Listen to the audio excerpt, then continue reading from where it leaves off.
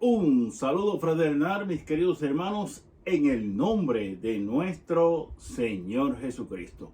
Este es tu hermano y servidor Daniel Cáliz del Ministerio Católico Anahuín. Hoy, nuevamente, en este su programa Palabra en Vísperas, donde reflexionamos en la lectura que nos propone la Iglesia para la oración de las vísperas, o sea, la oración de la tarde. Y hoy estamos celebrando pues la memoria, había apuntado aquí, la memoria facultativa de San Alberto de Jerusalén y la memoria libre de San Roberto Belarmino. El primero fue patriarca de Jerusalén, patriarca latino de Jerusalén.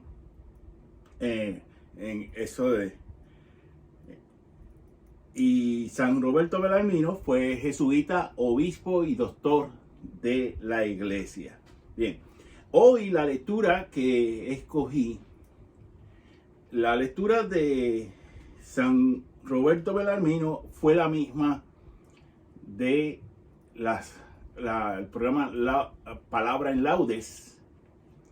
Entonces lo que hice fue escogí la lectura de San Alberto de Jerusalén, el patriarca latino de Jerusalén, que es una lectura muy interesante que está tomada, mis queridos hermanos, de la primera carta del apóstol San Pedro, capítulo 5, versículo 1 al 4.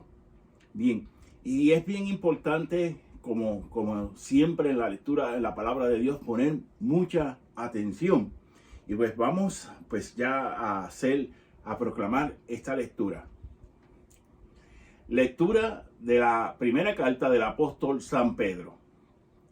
A los presbíteros en esa comunidad, yo, presbítero como ellos, testigos de los sufrimientos de Cristo y partícipe de la gloria que va a descubrirse, les exhorto, sean pastores del rebaño de Dios a su cargo, gobernándolo no a la fuerza, sino de buena gana, como Dios quiere, no por sórdida ganancia, sino con generosidad, no como dominadores sobre la heredad de Dios, sino que convirtiéndose en modelos de rebaño.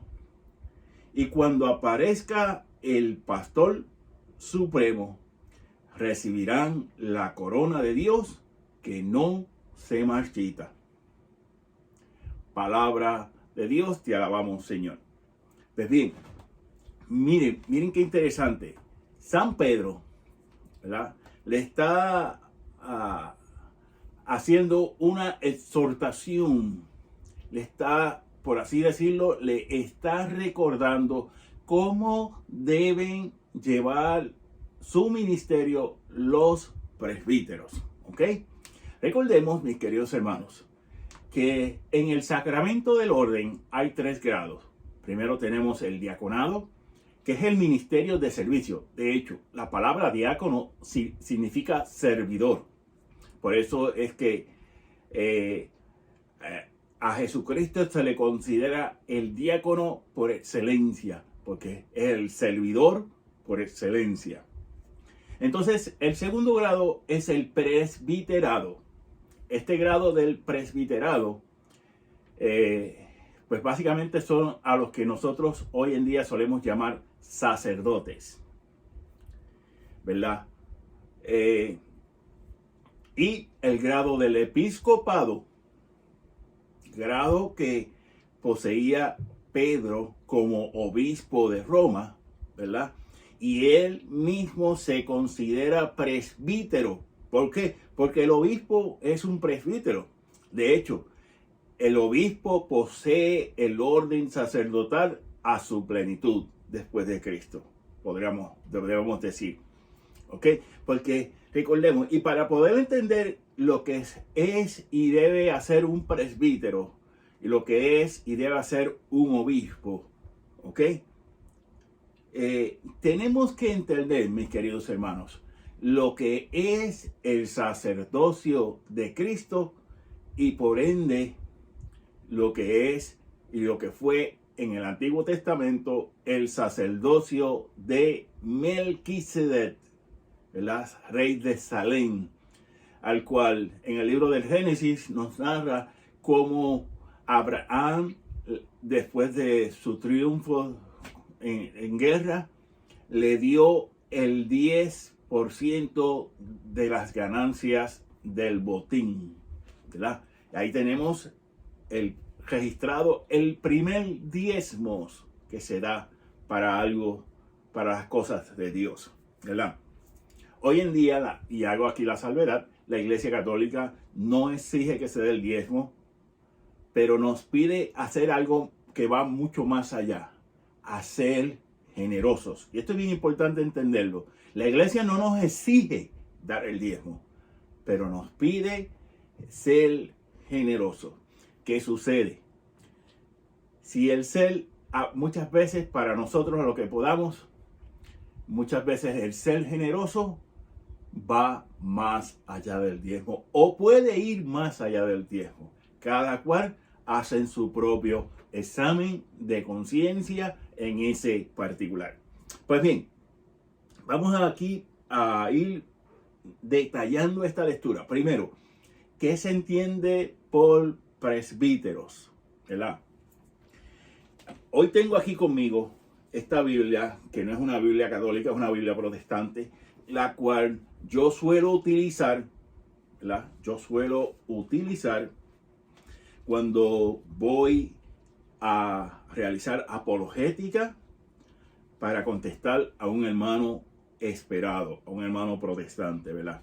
Yo prefiero llamarle hermano esperado, no hermano protestante, pero son protestantes, sí, lo son. Ok.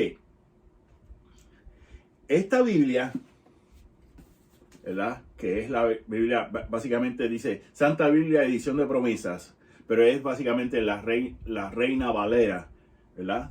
Que es la Biblia que se distingue entre los hermanos protestantes. Y esta Biblia que sí es católica, ¿verdad? Esta es la Biblia de Jerusalén, latinoamericana. Esta es mi Biblia personal, pero a la vez es una Biblia de estudio. Se puede utilizar como una Biblia de estudio. De hecho, yo les recomiendo que tengan una de estas porque los comentarios son buenísimos, hermanos. Los comentarios son buenísimos, ¿verdad? Y tengo aquí también esta Biblia, que es la Biblia Didache de la Conferencia Episcopal de España. Y esta Biblia es una Biblia de estudio, hermanos. Y una de las cosas que la distingue es que esta Biblia nos da los comentarios, pero no solamente eso, sino que nos da los numerales del Catecismo de la Iglesia Católica que de una forma u otra son alusivos a los textos bíblicos. ¿Ven? ¿Ok? Entonces, miren. Este capítulo 5, ¿verdad? De la primera carta del apóstol San Pedro. En estas dos primeras Biblias, en la Biblia de Jerusalén, y de hecho, este folio me lo regaló mi esposa y tiene mi verso favorito de la Biblia. Todo lo puedo en Cristo que me fortalece. Filipenses 4:13. Esta Biblia de Jerusalén y esta Biblia protestante usan la misma terminología y es la palabra anciano, mis queridos hermanos.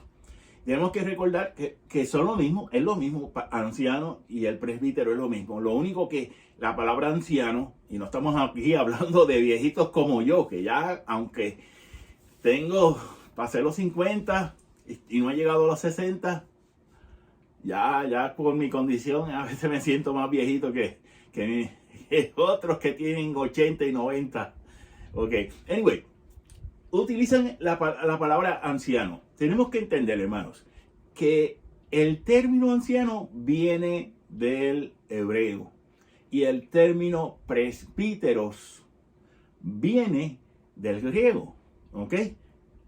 Con que entendamos eso, por ahora es más que suficiente, ¿verdad? Usted siga estudiando, no se conforme con lo que yo diga aquí. Usted siga estudiando, siga preparándose, hermano. Bien, Pedro, y miren cómo comienza. Presbítero como ellos. El primer papa de la Iglesia Católica se reconoce a sí mismo como presbítero como ellos, como los presbíteros. Y recordemos que esta primera carta de Pedro y la segunda carta de Pedro pertenecen al grupo de las cartas católicas, o sea, universales. Esta carta fue dirigida básicamente a todas las comunidades existentes en ese entonces, ¿verdad? Alrededor de todo el imperio romano. Por eso es bien importante. Y estamos hablando que esta carta estuvo en Roma, esta carta estuvo en Asia Menor, esta carta estuvo casi llegar hasta la India, porque donde llegaron todos los apóstoles y fueron evangelizando, esta carta básicamente estuvo llegando a casi todas esas áreas, ¿verdad? Para que tengamos un contexto más amplio, mis queridos hermanos. Entonces, presbítero, ¿verdad?, es el ministro del culto divino. En especial, para nosotros los cristianos, los católicos, ministro del culto divino, en especial el culto de mayor, ¿verdad? El culto mayor, el acto del culto de la Santa Misa o el Santo Sacrificio. Y si buscamos en el Antiguo Testamento y en el Nuevo Testamento con Cristo, ¿cuál era la función y es la función del presbítero, del sacerdote? Recordemos que el obispo es sacerdote en todo el sentido de la palabra. ¿Por qué? Porque tiene los 3 grados del orden sacerdotal que mencioné hace un rato: diaconado, presbiterado y episcopado. Entonces,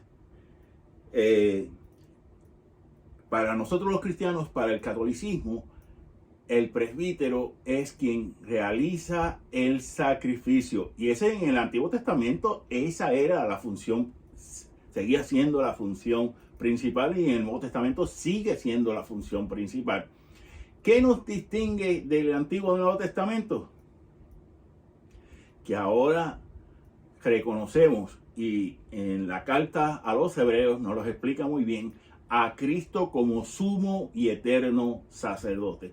Por eso la carta a los hebreos también explica que el sumo sacerdote del pueblo de Israel, para ofrecer sacrificios, primero tenía que ofrecer sacrificios por sus propios pecados. Cristo no.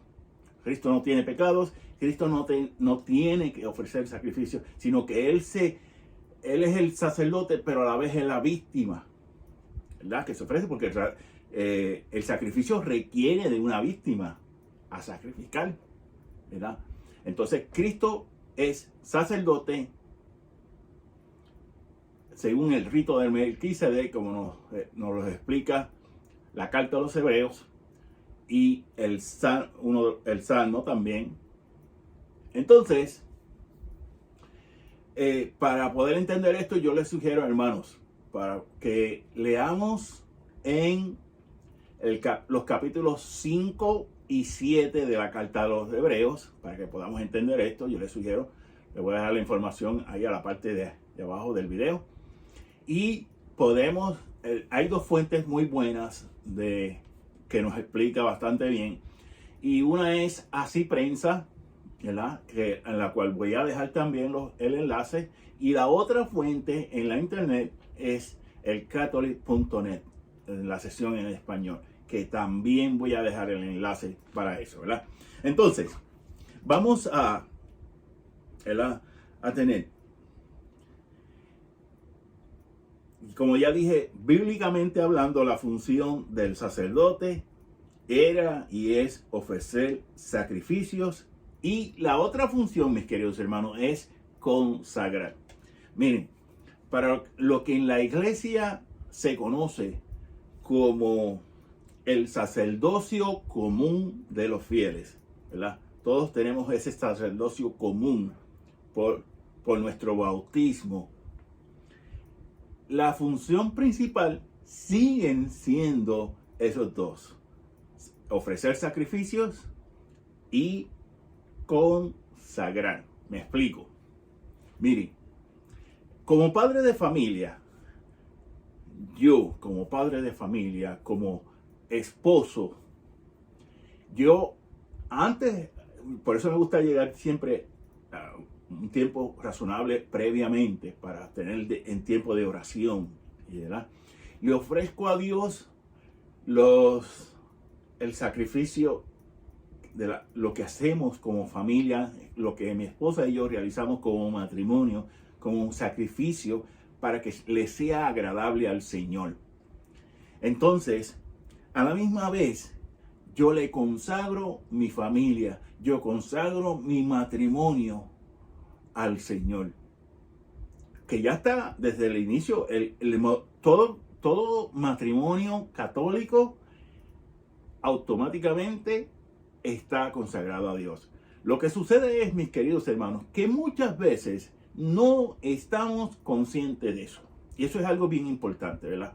Que como en nuestro sacerdocio común de los fieles, que poseemos como bautizados, nuestra función sigue siendo la de ofrecer sacrificios y la de consagrar. Esas son las dos funciones del sacerdocio presbiterial, ¿verdad? Lo fue del sacerdocio del Antiguo Testamento, ¿verdad?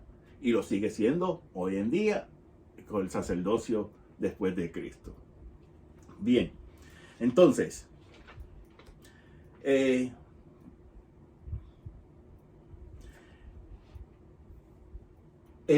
entonces veamos la figura del presbítero, que usualmente hoy, le llamamos sacerdote, pero hay que entender que el sacerdote en toda su plenitud lo es el obispo, siempre, siempre.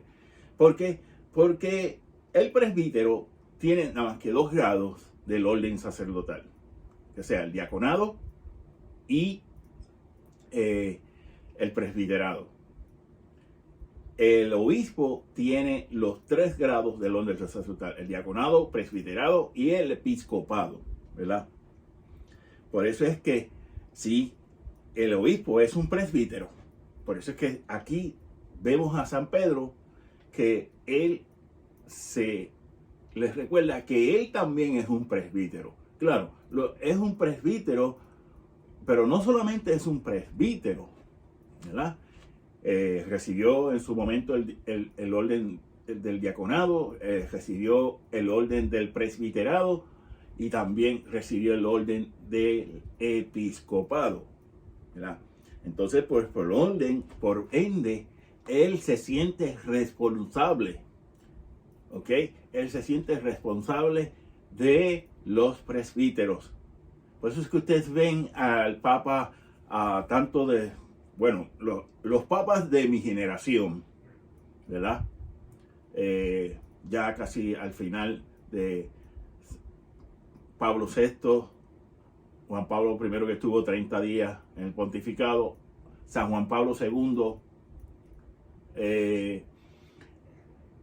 Benedicto XVI y ahora el Papa Francisco. Todos los papas han recalcado siempre la santidad y el esfuerzo que deben realizar los presbíteros, los diáconos, los obispos, ¿verdad?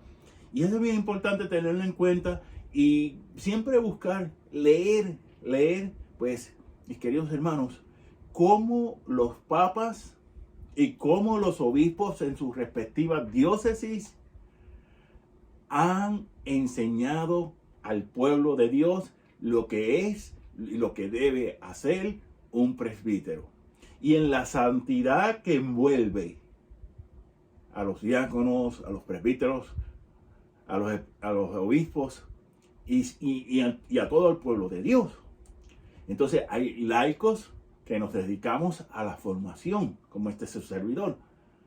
No porque yo sea más que nadie, no, al contrario, yo soy un pecador y muchas veces me considero un enorme pecador. Tengo que decirlo así. Pero Dios me ha puesto aquí. Y como el Señor me ha dado una misión, tengo que cumplirla. Y tengo muchas veces que recordarle a los diáconos y a los presbíteros, a los sacerdotes, e inclusive a algunos obispos, sus funciones. ¿Por qué?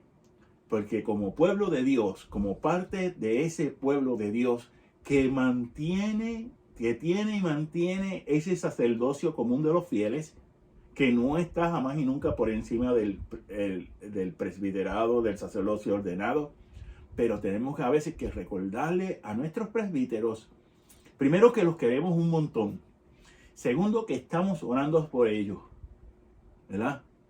Y tercero, cuando hay que hacer una corrección, hacerla con toda la caridad fraterna. Yo he tenido que hacer correcciones a los sacerdotes de mi parroquia, a mi diócesis. ¿Ok? Una vez en Puerto Rico, cuando estaba en el seminario, un sacerdote tratar mal y dije, padre, acuérdese de lo que dijo se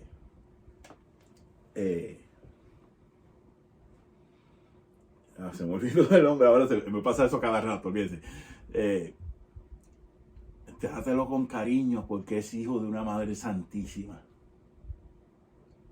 ¿verdad? Hablando de la Eucaristía, de la santidad que requiere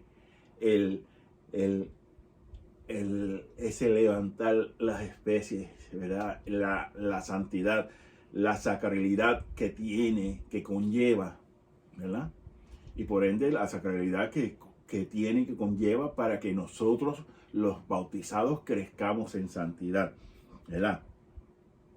Entonces, en los primeros cristianos, miren cómo funcionaba el orden sacerdotal. Usualmente los celebrantes de la Eucaristía, de la Santa Misa, del Santo Sacrificio, lo eran los obispos, ¿verdad? Recordemos que las comunidades cristianas no eran muy grandes.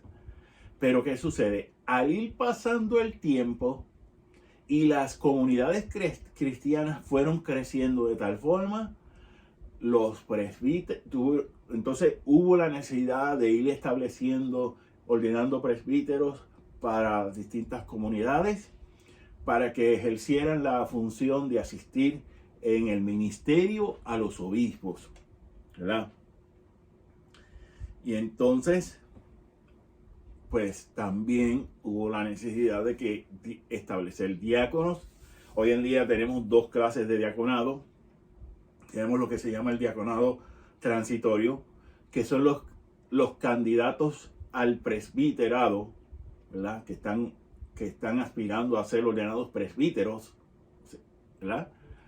Y tenemos los diáconos permanentes, que pueden ser casados y pueden ser célibes. Aquí en mi comunidad hubo un diácono que se ordenó célibe. ¿Qué sucede? Cuando se ordena célibe ya no se puede casar, ¿verdad? Y trabajó como diácono aquí en la parroquia un buen tiempo, pero el arzobispo, que ahora es el arzobispo de Washington, D.C., Wilton Gregory, decidió, bueno, yo te voy a enviar al seminario para que termines la teología, para primeramente Dios, luego de eso ordenarte presbítero. Y así fue. Hoy en día estoy hablando de mi brother aquí, puertorriqueño, boricua de corazón, a Rafael Carballo, el padre Rafael Carballo, a quien admiro muchísimo porque es un hombre abnegado, es un presbítero abnegado por su comunidad, es párroco en una comunidad aquí en Georgia, en los Estados Unidos, que se llama Rome, o sea, Roma en inglés. Y pues sucedió así. ¿Por qué? Porque fue ordenado diácono como célibe. Y luego de un tiempo, el obispo decidió enviarlo a un seminario en Filadelfia, si no me equivoco, y allí terminó su formación teológica y fue ordenado como presbítero. Hoy en día es párroco de una comunidad cerca de aquí, relativamente cerca de Dalton, Georgia, ¿verdad? Y así pertenece a la arquidiócesis de Atlanta, como lo pertenezco yo, como laico, y él es presbítero, sacerdote, ¿verdad? Entonces, todo eso tenemos que tenerlo en cuenta, ¿verdad? Como ya dije, el sacerdote por su ordenación queda facultado, o sea, está autorizado por el orden sacerdotal, por el orden que se recibió en manos del obispo para celebrar la Eucaristía y celebrar los demás sacramentos. ¿Qué sucede cuando no hay suficientes sacerdotes, presbíteros en un país? Pues la iglesia tiene que suplir. Es lo que en teología se llama la iglesia suple. Que me explico. Como no hay diáconos suficientes, no hay presbíteros suficientes para la celebración. Recordemos que el diácono, ¿verdad? Que el diácono puede celebrar el sacramento del bautismo y es uno de los ministros del sacramento del bautismo. Puede casar, ¿verdad? Celebrar el sacramento. No celebra, porque no es ministro del sacramento del matrimonio. Los ministros del sacramento del matrimonio son la misma pareja. Eso es bien importante. Mucha gente, yo le pregunto en mi comunidad y fuera de comunidad, y yo le digo, ¿usted sabía que ustedes fueron los ministros de su sacramento del matrimonio? Y todo el mundo, ¿ah? What? Say what? Porque muy poca gente sabe, lamentablemente muy poca gente sabe eso. Los sacramentos tienen lo que se llaman, y aquí para que entramos en esa fase catequética. Los sacramentos tienen lo que se llaman los 4 elementos básicos, que son la materia, ¿verdad? Lo que se utiliza en el sacramento o el gesto exterior que se utiliza, la forma, o sea, las palabras o el rito que se pronuncian, el ministro, o sea, quien administra el sacramento, y el sujeto, quien recibe el sacramento. En el caso del matrimonio, la pareja son ministros, pero a la misma vez son sujetos del matrimonio. La forma son las palabras que usualmente el sacerdote o el diácono le dice, repite después de mí. Repeat after me. Yo, Daniel Cali, te acepto a ti, Annette, como mi esposa, en las buenas, en las malas, para bien y para mal, etcétera, etcétera, etcétera. Y esa es la forma de las palabras, el rito que se pronuncia, lo que se dice en el sacramento, ¿verdad? En el matrimonio es bien fácil. Yo te bautizo en el nombre del Padre, del Hijo y del Espíritu Santo. Y quiero aquí hacer un paréntesis y mencionar algo que sucedió aquí en los Estados Unidos. ¿Okay? En la década del 60 y parte del 70, a unos presbíteros y diáconos, le voy a poner la palabra graciositos, por no decir otra cosa, le dieron con cambiar la forma del sacramento del bautismo. Y en vez de decir yo, decía, nosotros, la comunidad, te bautizamos en el nombre del Padre, del Hijo y del Espíritu Santo. Mire, eso tiene unas implicaciones bien grandes, pero grandísimas. Si no me equivoco, fue en la diócesis o arquidiócesis de Filadelfia, donde hubo un sacerdote que porque se salió un reportaje sobre eso, ¿verdad? Explicando eso. Y la persona, alguien que conocía del bautismo, creo que fue la mamá, si no me equivoco, le dice, mira, tú tienes un problema bien grande. ¿Qué pasó, mami? ¿Qué pasó? Mijo, tú no eres sacerdote. ¿What? No, porque a ti se bautizó con la forma incorrecta. Porque en la parroquia donde llevaron a bautizar al bebé que futuramente iba a ser ordenado sacerdote, lo bautizaron con, nosotros te bautizamos en el nombre del Padre, del Hijo y del Espíritu Santo. ¡Wow! Y él tuvo que llamar a su obispo, explicarle la situación, y en una semana lo bautizaron, le dieron el sacramento de la confirmación, la comunión, confirmación, lo ordenaron de diácono y lo ordenaron de presbítero. Eso fue como en 3 o 4 días. Tuvieron que hacer todo eso de nuevo, porque él pensaba que había sido ordenado sacerdote, pero por un error sacramental. Y muchas veces a sabiendas. Eso es para que ustedes vean, hermanos, cómo un error puede dañar la vida cristiana de una persona, y más aún puede dañar el ministerio de una persona. Que haya que realizar todo. ¿Ok? Que haya que realizar todo. Ya últimamente, aquí para recapitular, ¿verdad? Miren los consejos que le da San Pedro a los presbíteros. Ser testigos de los sufrimientos de Cristo. Ayer hablaba sobre los sufrimientos, los problemas que se le da, que nos da, muchas veces se nos dan a los cristianos, ¿verdad? Los sacerdotes sufren. Tengo que decirles la verdad, muchos sacerdotes sufren por distintas razones. Sufren por ser honestos en su ministerio. Sufren por decir la verdad. Y lamentablemente los causantes de ese sufrimiento es la misma iglesia. Tengo que también decirlo así. ¿Ok? Es bien importante, ¿verdad? Orar por nuestros sacerdotes. Sean testigos de los sufrimientos. Partícipes de la gloria que va a descubrirse. ¿Por qué? Porque el sufrimiento no es... En la vida cristiana, el sufrimiento... ¿verdad? Y ayer lo explicaba.